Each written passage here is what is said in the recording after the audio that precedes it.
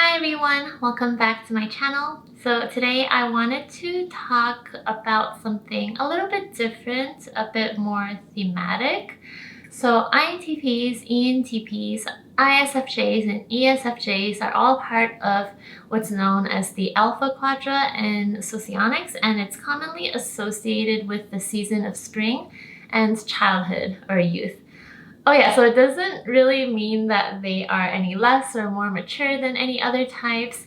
It's just more so the archetype of childhood or youth, since spring is the beginning of the season and childhood is the beginning of life. And yeah, it's all about new beginnings. So today I'll be, I guess, sharing my own interpretation of that. Spring is the season of initiation when seeds are being planted, I guess.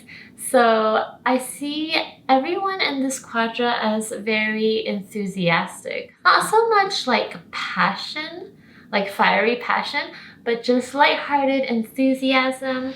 There's also very intense intellectual curiosity and openness to knowledge. So yeah, something that I guess children are really known for is that they have a thirst for knowledge and they're curious about everything. I feel like that's such an NTP stereotype, but I do think that the SFJs definitely embody that as well. The SFJs I know are definitely very curious and they're really open-minded people. Yeah, like you wouldn't really think an ISFJ would be open-minded, but actually the ones I've talked to, they definitely are. And yeah, when I talk to them about MBTI, for example, they can ask me tons of questions without being dismissive about anything. And of course, ESFJs with their tertiary and E, I find that they know a lot of random information and yeah, they just know a little bit about a lot of topics, self-explanatory with the NTPs. So also I see a lot of initiating energy in these people. They love to start new projects. So there's definitely an emphasis on starting things rather than completing things. Even with the SFJs, like I kind of see them as having like a finger in each pie kind of thing.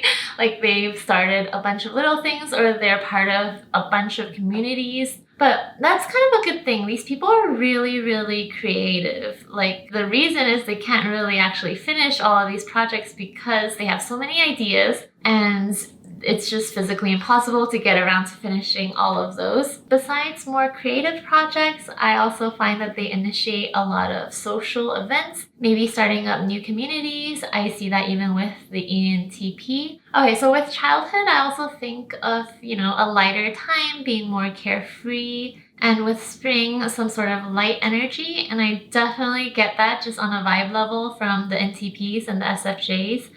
They are really chillax. Like they tend to talk about intellectual topics, maybe even philosophical topics, and yes, the SFJs as well. They also tend to talk about day-to-day topics. I find that they like to avoid super serious topics.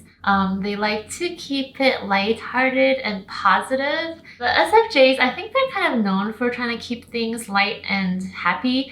But the NTPs as well, because of their lower FE, I do find that they can shy away from confrontations. Even the ENTP, who's known for being like the devil's advocate, it's really only intellectual opposition. They definitely do not like any sort of emotional, bad harmony or bad vibes. They like to disagree intellectually, but never do it in some sort of rude or emotionally challenging way. Generally, conversations seem light and polite, but they can really be quite goofy as well. I feel like they really try to push the boundaries of what is acceptable in terms of goofiness. And nothing, yeah, it's usually like PG-13 maybe. It's like nothing super dark jokes.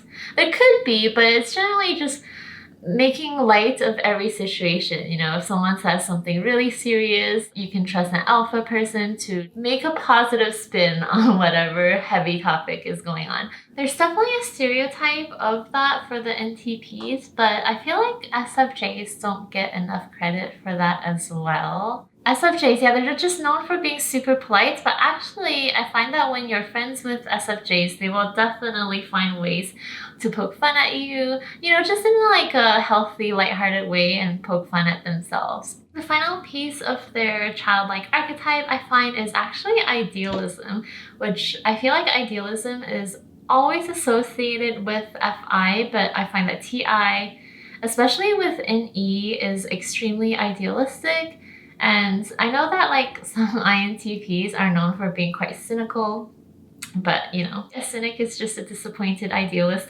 So I find that they have this idea of how things should be. So I do think that they get disappointed a lot from that. And I feel like it's usually towards FE things, like towards the FE world or humanity, that I think, people should be nice to each other and that people shouldn't be ignorant and there's all these shits. And when the reality, which is, I guess, SE and TE, it doesn't really match up to that, then it can be kind of a crushing blow to their TI little beautiful model that they have inside of how things should operate. So yeah, that's the general vibe I get from these people. They're very kind and positive and goofy, carefree. They like starting things, boundless enthusiasm. I think the reason why this is because NESI is, I guess, potential and also abstractions. So SI is abstracted because unlike SE, which experiences the concrete stuff as they are, SI has a subjective impression of it. And I think that without FI, it becomes truly abstract. I feel like FI gives certain SI impressions, emotional sentiments, and then it just becomes subjectivized that way. It's like, oh, this thing, I like this thing, I don't like this thing makes me happy. So there's a lack of FI there. So the SI impressions become truly abstract with no emotional, I guess, filtering. So along with NE, which is purely seeing the external world as a complete abstraction or just seeing conceptual things together, they make for infinite possibilities. And like I said, without TE logistics, yeah, anything goes, anything is possible with TI. So I think that makes TI and FE very idealistic. TI has its own theories of how the world should be and how, I guess, systems should be.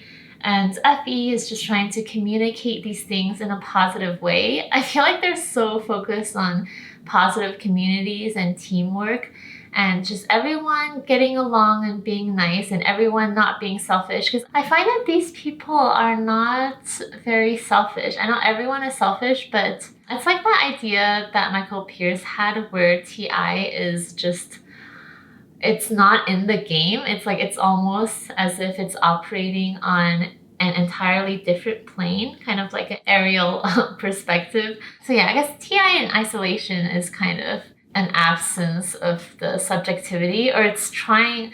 So I heard from like an INTP that TI is trying to get rid of these subjective emotional impressions and such and be completely objective, even though it's an introverted function. So kind of ironic. Anyway, I think the NESI infinite possibilities thing is just amplified with TI and FE being completely abstract. The focus on communication is really interesting too, because a lot of the time I see people in this quadra have almost like their own language.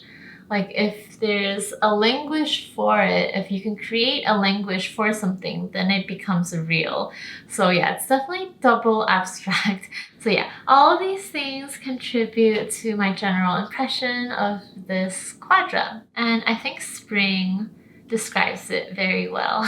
Okay, so that's all I have to say about this topic. Please let me know what you think. It was pretty improvisational. Like, I tried to prepare, but then I just had new ideas coming up, so hopefully it wasn't like super messy. If you would like me to type you, I do have a typing service on my website, empiricalpersonality.com. I still have people asking me questions like all the time about like, oh, where can I get typed by you? So I do have a paid service for that.